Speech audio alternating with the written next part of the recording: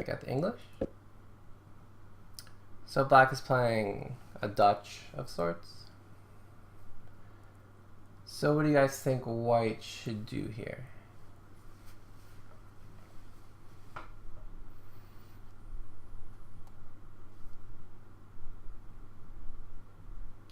So if you guys watched my videos on the English, you would have an idea of the correct plan.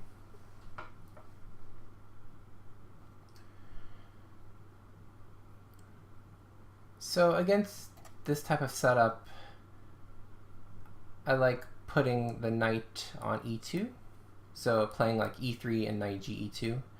But actually, it's possible to play this move d4 right away. Idea is if pawn takes pawn, simply knight b5, knight c6, knight f3, and white's actually doing fine because there's no way to defend this pawn a third time because this knight is also hitting c7, so queen f6 doesn't work. But if white didn't want to play this more forcing line, then definitely a move like e3 followed by knight g2 and then d4. But what it turns out is white played this move d3, which is okay, but now after knight f6, bishop g5, knight f3, and queen d2, now what's the problem with this?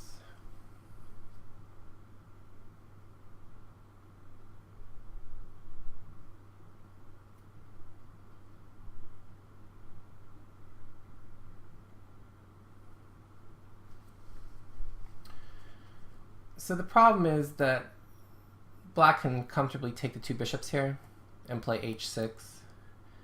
And notice that this bishop is kind of trapped. It would pretty much have to take this knight. And notice this trade of bishop for knight isn't so great for white when black has this square d5 under control. And yeah, now black's play just comes more freely. e4 is coming. Or f4 potentially. And white's queenside play is slower than black's kingside play.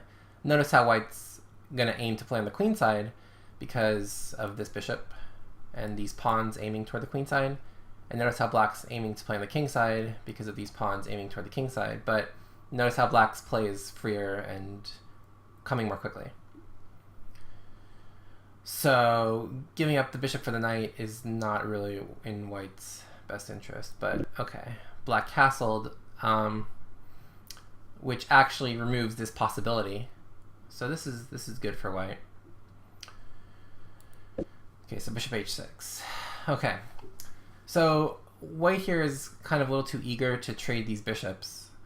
I mean, technically this bishop is not really doing much for black at the moment, and it's not like white is going to be attacking on the king side at all. So, you know, this trade doesn't really make sense. And actually, there's a specific tactical reason why this move is not great. Do any of you guys maybe see why? It's kind of tricky, but it's a thematic idea.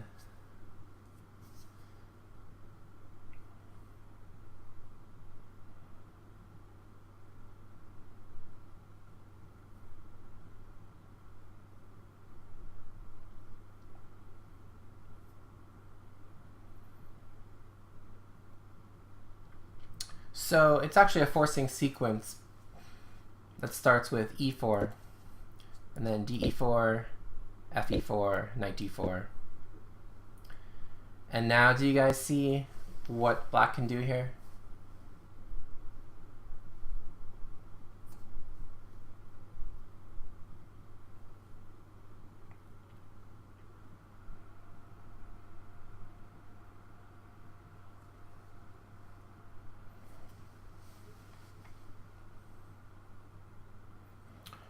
So yeah, it's actually taking on h6 first, take on h6, knight g4, right, queen d2. And now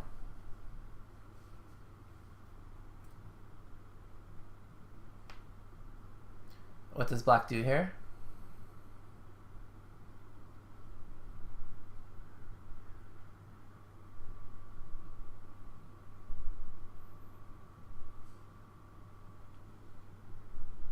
So not taking on f2. Not taking on f2, but simply e3.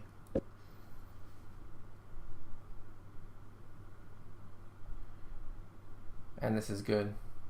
Because if you take on f2, for example, I can just take on e4.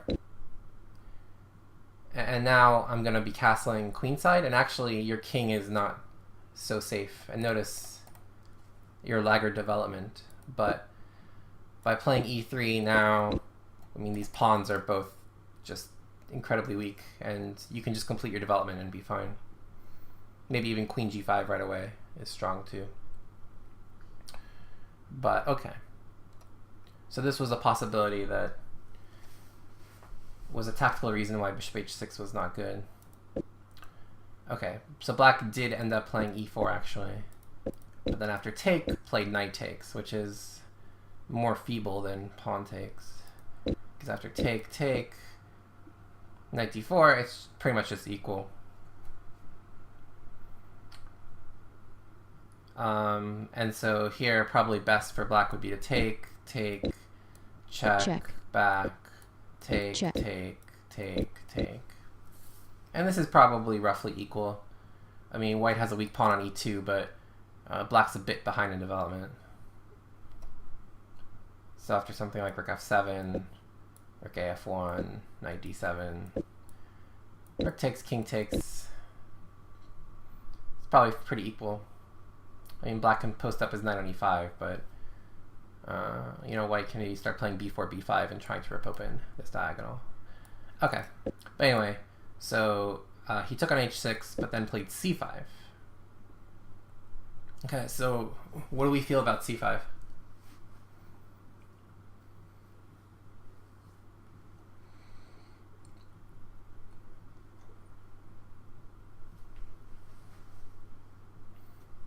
Okay, so what's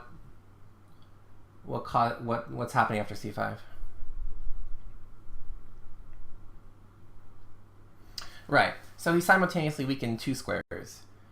He weakened this square. Now that's a backward pawn. He weakened this square. Now a knight can hop into there, and there's no pawns that can defend it. And yeah, also this diagonal is looser. Okay. So this knight wants to go to d5. So white played natural knight b5. So this move attacks this pawn, but also prepares a potential knight c3, d5. So notice that this knight does probably want to go to c3, because also on c3, notice it also attacks this pawn. So what move did black play? Well, black played a6. So is this move a good move?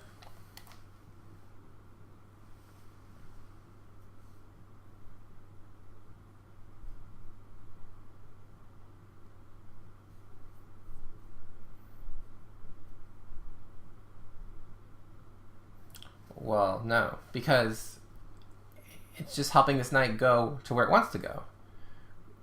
So basically, black is forcing white to make a good move. So you never want to play a move that forces your opponent to make a good move. So this knight actually wasn't doing too much harm on b5, so black should probably just try to take some squares of his own, maybe bishop f5 to defend this pawn, something like that. But okay, so just chase white knight to a good square. So he takes it happily. Okay, knight c6. Okay, now the question is, we can take this pawn. Which way do we prefer to take? I mean, both are okay, but I think there's one that's slightly preferable. Yeah, I think bishop takes makes more sense. Just to keep this bishop eyeing this diagonal, and also keeping this knight anchored to this square, so potentially this knight can come to d5. It just looks more natural to me, but he played knight takes, which is okay too. I guess he was trying to eye d6 potentially, maybe have some knight g5 ideas. Okay, so knight d4. Okay. So what is black threatening here?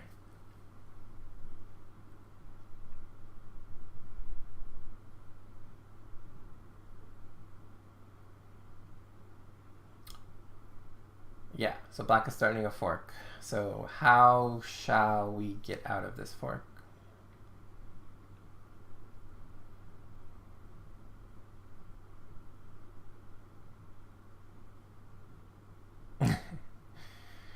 Not king d2. Not king d2.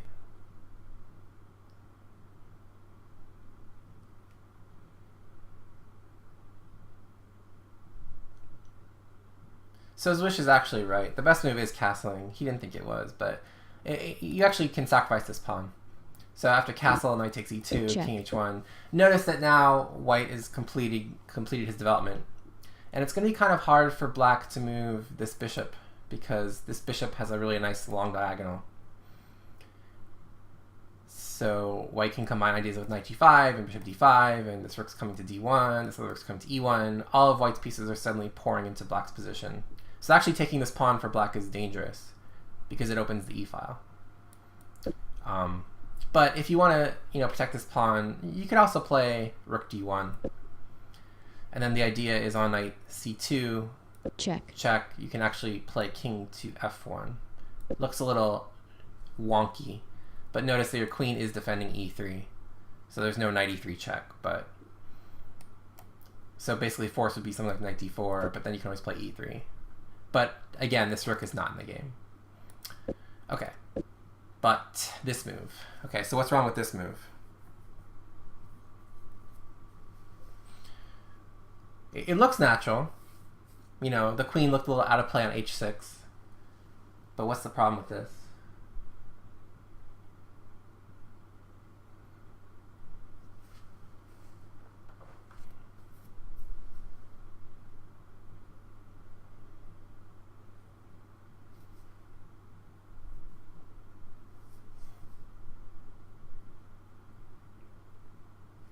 Well, there's a specific tactical problem with this move.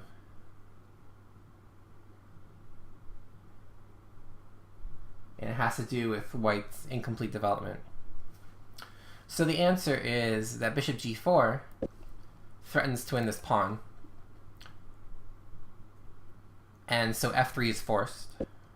And now bishop f5 skewers this knight, but also skewers this c2 square. So the knight can't move. So for example, if knight c3, just knight c2 check. So best would be to castle. But then after take, queen d7, notice that white's still up a pawn, but these guys are ugly. And now this bishop, which was once happy, is suddenly very unhappy. And this knight is quite happy. So even though, you can chase this knight away with e3, this knight can at least find a home on e5. And on e5, it's very strong attacking c4. And this pawn is easy to defend. And this bishop is perpetually bad. So black kind of had a forcing sequence to ruin white's pawn structure.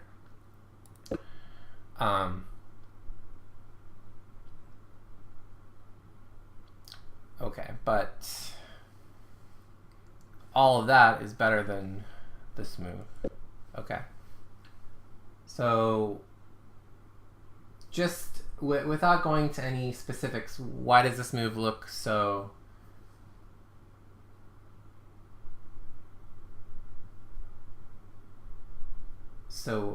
bad?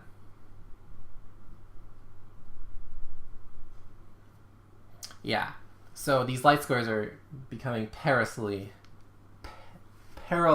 weak. Okay, so now what's the reason why this move is bad?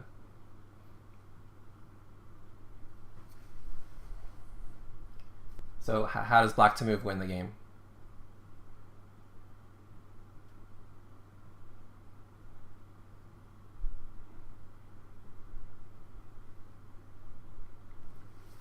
So be careful. For example, bishop f3 looks pretty because, okay, if take, I fork all your pieces. But after bishop f3, white actually has this move castle. And all of a sudden, he's actually safe. Again, if bishop h3, castle, and okay, you win some material, but it's not nearly as bad as it would be after knight f3. Check. Because now you have to take, and now when I take, you're just forking 2 pieces. So knight f3 is the correct way to do it. But black thought he had better and played bishop f3. And fortunately, now we're just fine. And the reason we're just fine is because we can castle. So white castle and queen e7. Okay. So white took on d4, fine. Took on g2, took on g2. Check. Took on e4. Okay.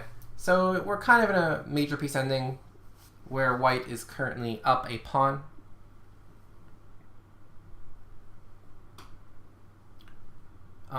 So what should white do here?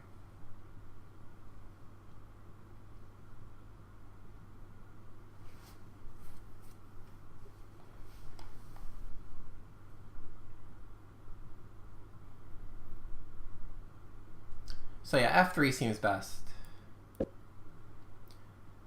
Because notice that this move, queen takes d4, actually loses the game. So queen takes d4, c takes d4, rook a d1, and this is actually a complete lost rook ending for black. Because this pawn is lost, and in all likelihood this pawn will be lost as well.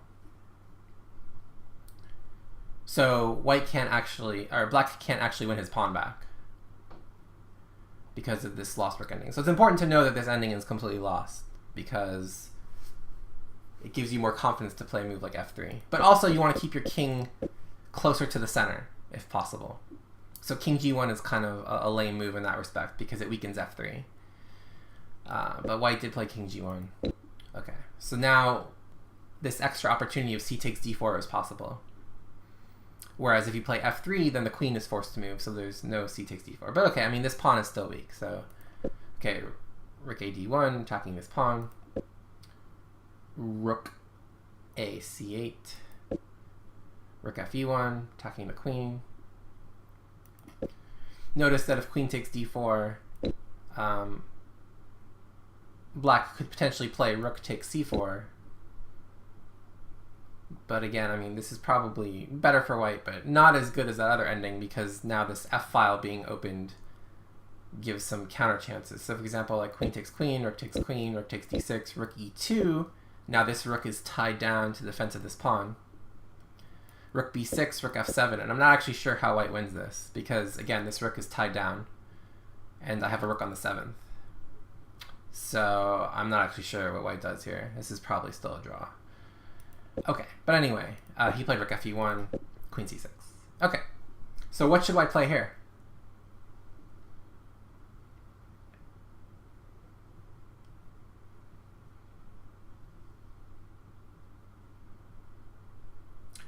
Yeah, I mean, this pawn is a lost cause no matter what. So there's no rush to take it.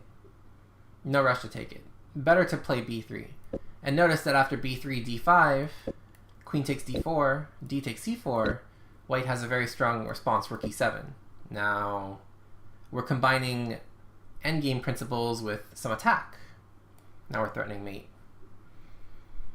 And so something like f7 is probably forced. But this should be very good for white. This should be very good for white.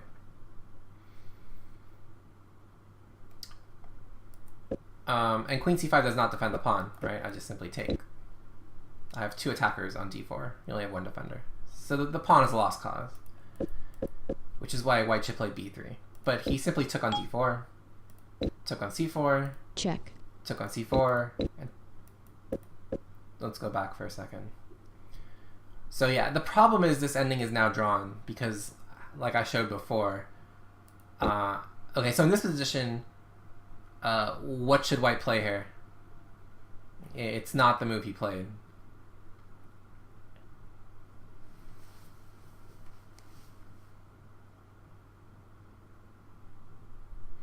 Yeah, the problem is he can't allow this guy to get to this square. So it's actually more prudent to play rook d2 as opposed to rook e2, because you're going to use this guy to kind of infiltrate on the 7th himself, or to play rook e6.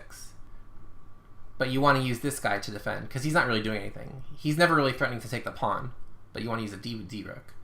So rook d2, rook d8, rook e7, b5, f4, d5, king f2, d4, king e2, rook a4, and okay, I mean, white probably has some edge here, because this pawn is weak, this king is tied to the back rank, and white's rooks are better. Still some work to do, but this is better than what happened in the game, because after take, now it's a draw by force. Oh, well, rook a7 doesn't really accomplish anything, right? So rook d2, rook d8, rook e7, b5. Yeah, this doesn't really accomplish anything, right? Rook a7, I just played rook a4 anyway. So you want your rook to have as much mobility as possible. So you want to keep it on the e-file. And you want to get your king into the game, so that's why you play f4. Okay, so anyway, so yeah, now it's just a draw by force after rook c2. Because we're threatening both rook takes f2 and rook takes b2. So best for white would be to play rook d7, rook f takes rook takes b2, rook e7, rook takes f2, and this is just a draw. Check. Or actually, I guess go here. Check. And black has his own mechanism as well. But okay. So instead, white here played rook b6 to defend this pawn. And it's still a draw. Because after rook takes f2, rook takes b7, still a draw, because white is threatening his own rook e8.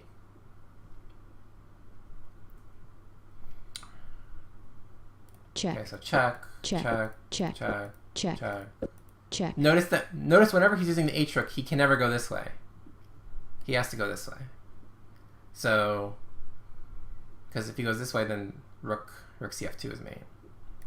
Okay, check. So they play some moves. Okay, now he uses this rook, so king f1, only move. Check. Okay, only move, check. only check. move, only check. move. Okay, so now black tries to win. Okay, so what should white do here? Still a bit tricky.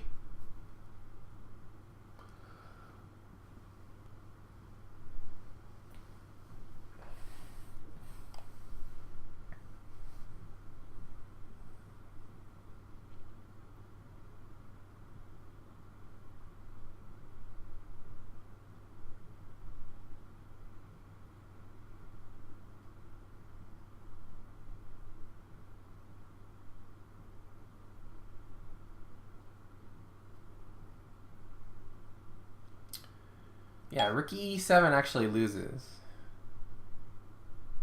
Rook takes h7 is also not great.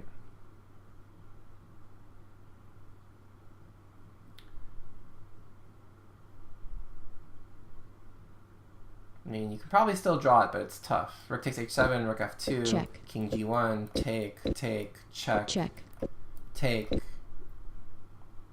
This is tricky. Because my rook is much better than yours. Maybe you can go rook e2 and draw it, but okay. So anyway, the best move is rook c1 actually, just to threaten mate. And there's really nothing that black can do other than, you know, keep checking forever. Yeah, rook b8 is definitely not what you want to do, because now the king can just hide. So rook c1 is best. Check. Okay, but rook b8 is what white played, and now black is completely winning, because now this king got out of the back rank issues. So now king g7, check, and now black is just winning. So white's trying to set up his own stuff. Oh, how did rook e7 lose? Very simple. I play rook here, and now you're getting mated. Rook h1 is unstoppable. You have checks, but check. Eventually I run here. I guess you could play rook c7 maybe. Oh no, maybe I run the other way actually. Maybe I run the other way. Sorry, I run the other way. Sorry, I run the other way. Sorry. So I go this way. Yeah, and now you're getting mated. And then if you go here, I play here. And now you can go like check. this. Check. Check. But check. now I run this way eventually. And then eventually you have to go something like this. So, okay. But anyway, check. So now he's lost because, okay, in this position, black can simply play rook f2, check. rook hg2, check. rook c2. Check. And now again, black's idea is he wants to play something like this. And also this king is going to start coming in as well. But okay, black played rook c2. And now white actually is better because he can simply take here and take here. Check. Okay, so now white's better. Up a pawn and an ending. Okay, but his king is stuck on the back rank. So it's tricky. So it's still probably a draw because of the poor position of the king. So probably like rook b6, a5, a4, king g4 is a draw. So the idea is like rook g6, check. king f3, king e1, rook b2, and this is probably a draw. Okay. So now he should try to just push these queenside pawns because his rook is on this pawn. But he plays king g1. His king should be trying to go this way and hiding behind these pawns. Okay, now a4, b4. Okay, still drawn. Check. Okay, so this is still a draw. Check. Yeah, check. Still a draw. So basically he's going to sack his rook for this pawn and then his king is going to support this pawn and it's just a draw. Check. But check. Look at the time. Look check. at the time. Check, check, check, check.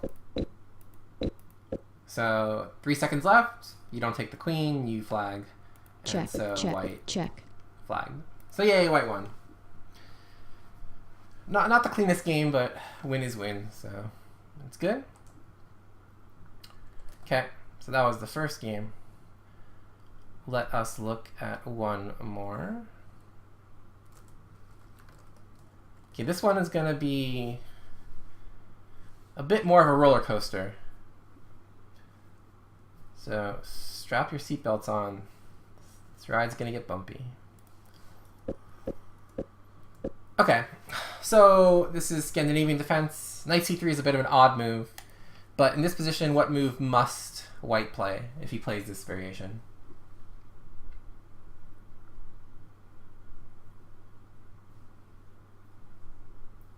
There's really only one move here.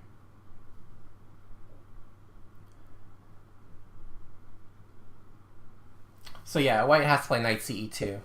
And then it's kind of like an Alekhine, where this knight comes to g3, this knight comes to f3. So it's kind of like an Alekhine's reversed. But white played knight b5, which is just terrible. Because this knight only has one safe square, which is a3. And on a3, the knight isn't that great. So white's basically just losing time hopping his knight around. So knight c2 is really the only move that makes sense.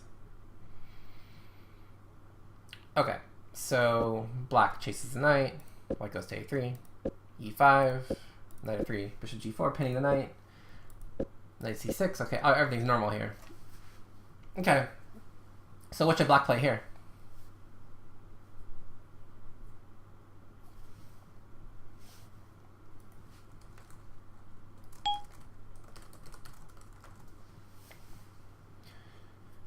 What should black play here?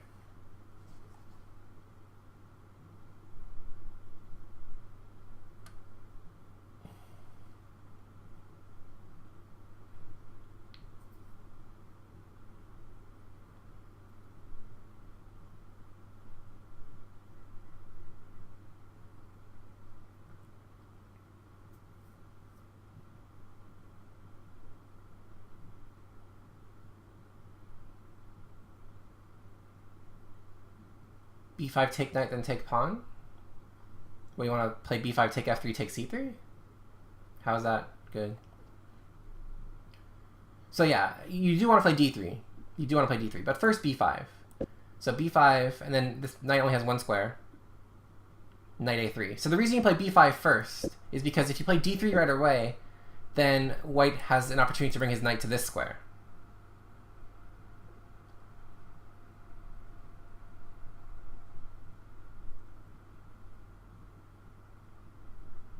So that's why you play b5 first. Whoops, not b6. b5, and then d3. And then d3. Because now, how does white get his pieces out? For example, h3, bishop h5, queen b3, queen f6. And I don't really see, he can't really push this pawn, can't really move this bishop, because of take, take, take, and forking the bishop and the rook. I mean, this knight is stuck pretty much. You can only go to b1. It's just bad news bears all around. I mean, you're just threatening to take here, fork, fork, king, bad news. Okay, so this is what black should have played. Let's see what he did play. So he played b5, which is good. Okay, knight 8, queen b3. Okay, well, that doesn't do much to solve the problem of what b5 was doing. Okay, so what should black play here?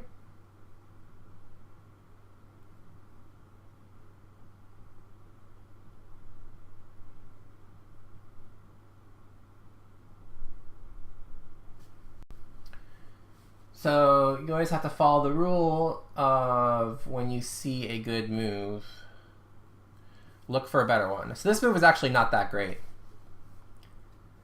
B takes c4 is not that great. I mean, it's good, but it's definitely not best.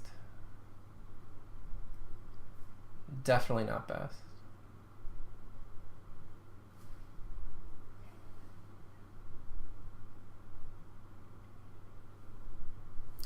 So yeah, the best move is actually bishop e6. And now notice that we're creating a deadly pin on this knight that we can exploit with knight a5. And now we're really clamping down on that guy. So after bishop e6, white's best move is actually to play this move, queen d1. And now we can just take this for free. So it's good to take pieces for free. But surprisingly enough, what's actually even better than b takes c4 is actually this move. Take on f3 and queen f6.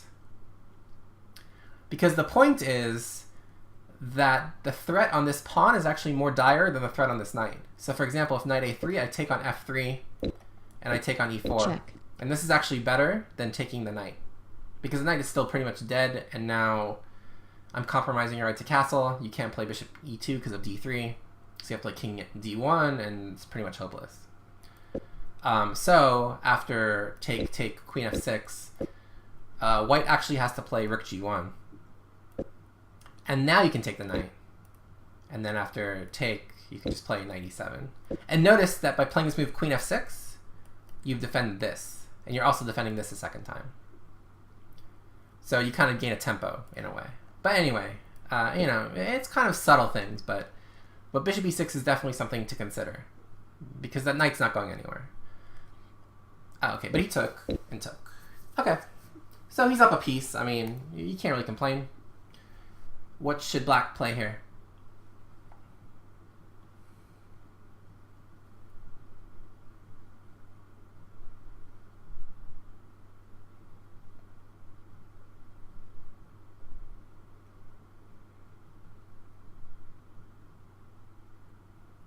Okay, so yeah, what's white threatening? White's threatening this knight. What's this knight doing? It's defending this pawn. So we don't want to move the knight, but we have to protect it. So where do we protect it? Well, we have a couple of choices. We can play queen d7, we can play queen d6, we can play knight ge7. We can play bishop d7. So the bishop is fine where it is. We don't want to block in our bishop, and we don't want to play queen d6 because we don't want to block in our bishop because it probably wants to go to d6 to defend e5, so we can eventually move the knight. So notice how by process of elimination, we could basically discount every move other than the right move, which is queen d7. So the reason why queen d7 is good is it defends the knight, gives bishop d6 opportunity, knight f6, whoops, knight f6, just castle, etc., etc. Okay, but black played knight a5. And unfortunately now white is better, because after queen a4, check, it's a fork. So black only has one move that saves the piece, which is c6. And now what's hanging this guy? Knight takes e5. Strong. Because now you're hitting this. This guy's also hanging. You're also hitting this.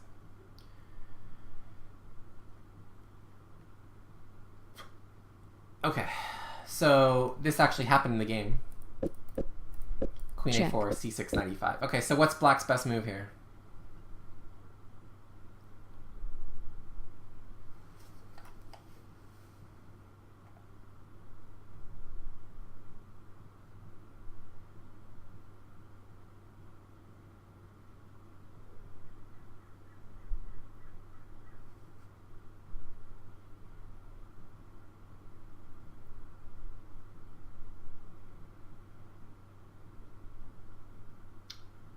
So notice that now our knight is actually in a lot of trouble. So bishop e6 and bishop d7 both lose instantly. Bishop e6 or bishop d7 both lose to b4. Knight b7, queen takes pawn, Check. fork. And game over. Same thing with bishop d7. Bishop d7, b4.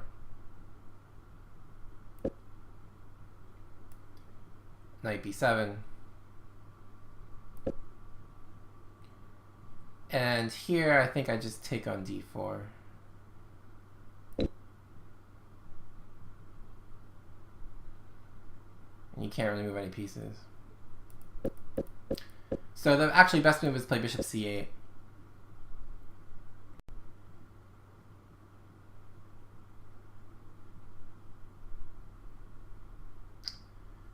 Bishop c8 to defend b7.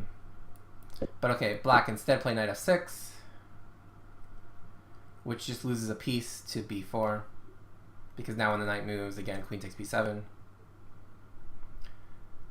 So if b4, and if bishop d6 trying to be tricky, just simply knight g4, and ba5. Yeah. So now black's in a lot of trouble, actually. Okay, but he took on c6. Okay.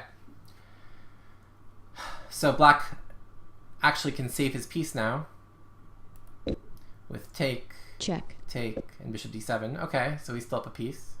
He's down 3 pawns, though. White still has all 8 pawns. Black only has 5. But okay, at least he has a piece. Queen b7. Take, take. Okay.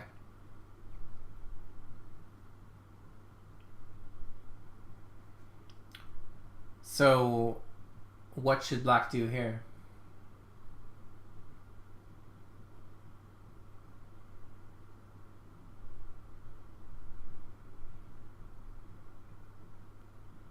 So yeah, black needs to complete his development. Specifically, he needs to get castled. So he should develop his bishop. Bishop d6 makes a lot of sense. Stops e5, gets ready to castle.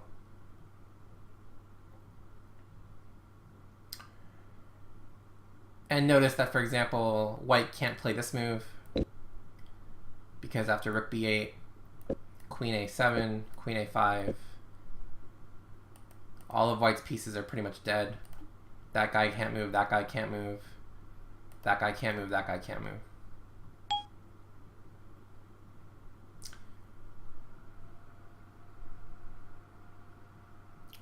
So you're basically winning a piece here after castling rook a8. Yeah, and d4 is not really a threat, obviously, because simply rook b8, and then this pawn falls. So you can't really play d4, which is why bishop c5 isn't good, because bishop c5 then d4. But after bishop d6, d4, just rook b8 wins a pawn with no problems. So Okay, instead, black played a5, which is not good because it does nothing to help his development. And again, like I mentioned, this wasn't even a threat. Whoops, not that way, but this wasn't even a threat. Okay, so rook b1. Okay, and now again, what should black play?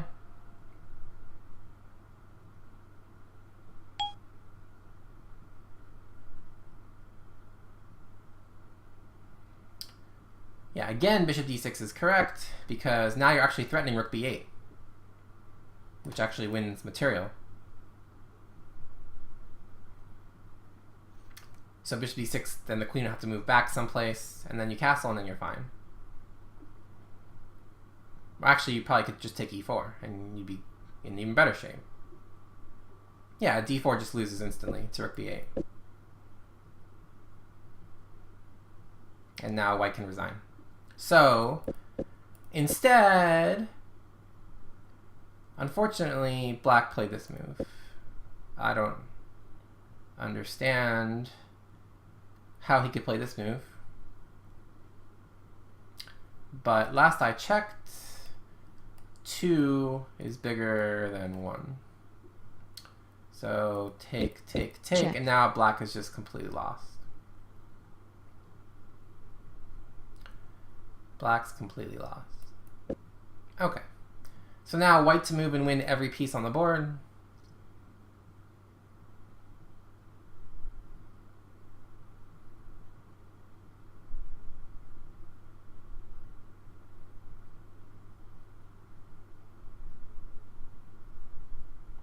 Yeah, I mean bishop a3 check, and bishop c4 check, and check, d4 check, check. and then you take on here, you take here, you take here, you take here. I mean, you take everything. Okay, so white wins everything. Bishop a3. Okay, he played g3. And now black has to play knight e8 to stop this bishop a3 shenanigan. But knight takes e4. Okay, bishop a3 wins again. Okay, but bishop g2. Okay, bishop a3 can trade stuff when you're just winning. check, Okay, still, I mean, it's completely dead. check, Okay. So now, what should white do here?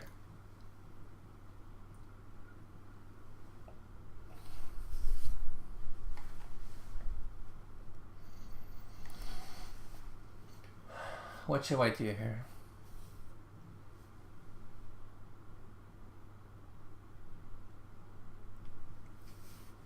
Well, white can actually literally win every piece on the board. And also declare mate in 15, which I'm sure you guys see. It's pretty simple. Just rook b6. Check. The king is actually checkmated, if not for a block. King has no legal moves. So knight e6. Take, take, Check. king f7, check, check, king e7, take. This guy's falling as well. Bishop a3 is coming. And it's actually mate in 10 from this position. Okay, so that would have been good. Okay, plays h4, not bad. check, Okay, now this move is actually mate in 5.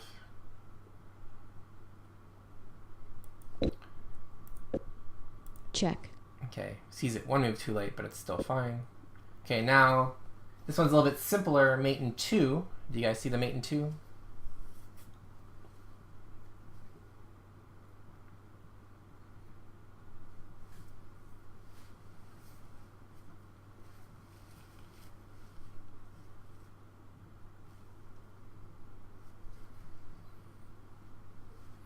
Yeah. So the simple mate in 2 is just a variety of things. I mean, rook e5 works. check, With f3. checkmate, You could go bishop e4 check, and f3. checkmate, I mean, anything really works. Okay, so now the real only suspense left is how is black going to get mated. So let's see what white chooses. Okay, well, he wants to take a pawn first. check, Okay, now the king is check, looking pretty dire. Yeah, that king looks pretty dire. Check. Okay, keep checking him. Okay, now again, mate and 8. Check. Here. Check here. Check here. Check. Check here. Check. Check.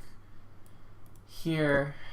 Check. Take. And then cute move, rook f1.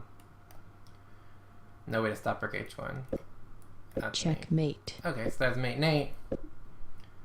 Okay, so he attacks the bishop. Okay, more pieces hanging. Alright, so white's just up a full rook. Okay, now mate and 6. Rook f7 check. King g5. Bishop e4, threatening rook g6. h3, spite check. Check. King g3, bishop d6. Check. Spite check. Spite hang. And that's mate. Checkmate. So he had mate in 6. Okay, king h3 makes sense. Takes away the g4 square, also blocks the pawn. Okay, now there's mate in 4. Rook f7, bishop e4, spite hang. I don't even want it. Check. Checkmate. That's mate in 4. Check. Okay, mate in 5 with king g4, threatening rook 5 f6, and again you just have some spite checks. Check. Check. Check. Okay, now white wants to draw apparently. Okay, now finally decides to go somewhere. Okay, rook f8. Now mate in 2. You guys see mate in 2?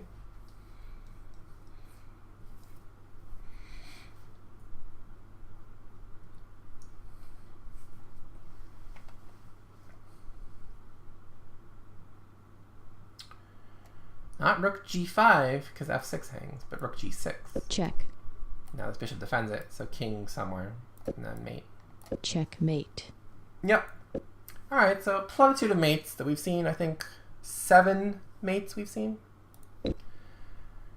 Okay, well that's not a check. What can black play here? What can black play here?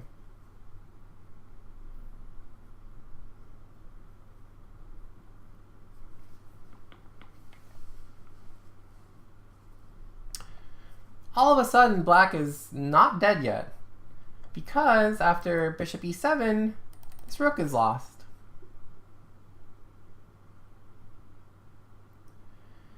Okay, this is still actually bad for black, though. But it's not like he's getting mated. Okay, do you guys know what white's best move is here?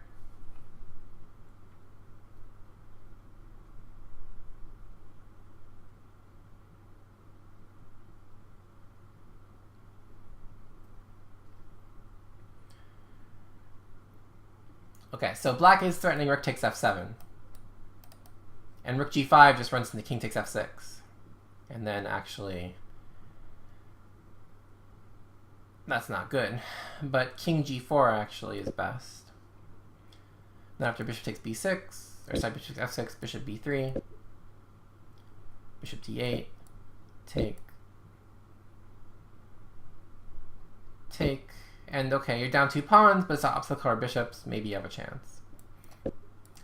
Okay, but d5, and now this is good for black, because he can simply take on f7. Check.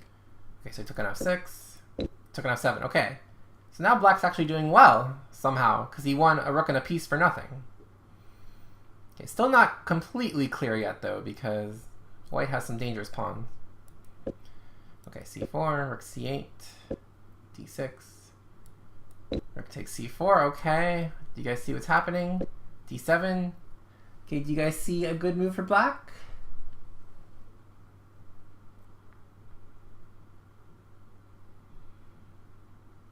You guys see a good move for black?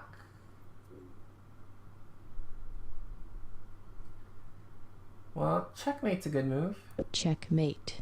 Checkmate's a good move. I like checkmate. Yeah, it's a good move. Black didn't want to play that, though. Played rook d4.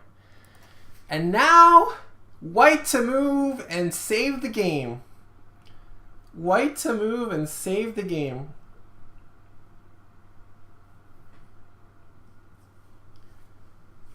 White to move and save the game.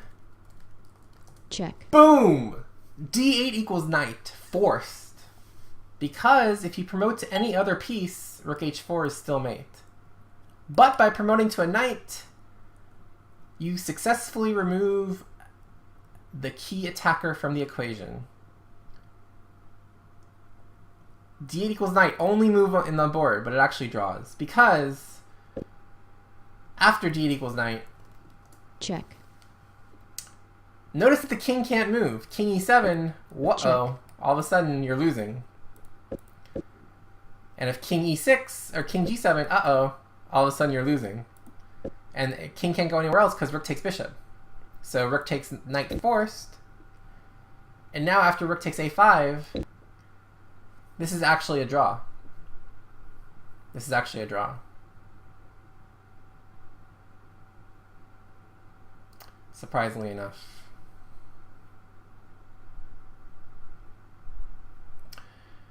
So,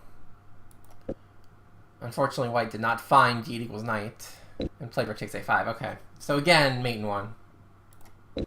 Okay. But now, this is a draw. Now this is a draw again.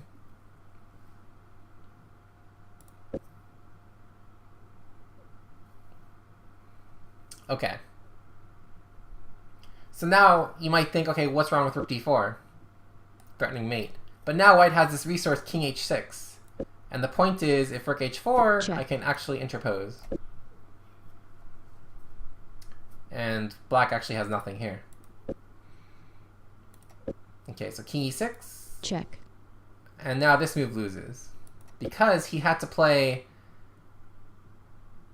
simply king g4 and just get out of this cage. Because this move loses after Check. king f5, and now actually black is threatening an unstoppable mate. Black is threatening an unstoppable mate on h7. And if king h6, simply rook d8, and now unstoppable mate here. Because if rook a7, now you zigzag back. And I'll show you how this works in the best line, which is the best line is to play check, and king h6. And then so rook d8 threatening mate here.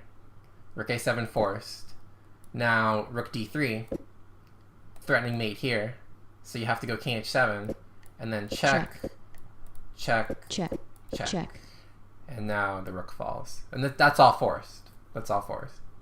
Because I'm combining mate threats on both sides. I'm combining mate threats on this side and mate threats on this side.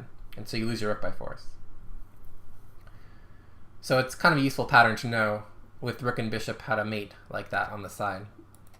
But none of this happened because white played a5 and now this is just mate. Checkmate. And black, amazingly enough, played it. So I don't know how black won that game, but through various miracles he did. And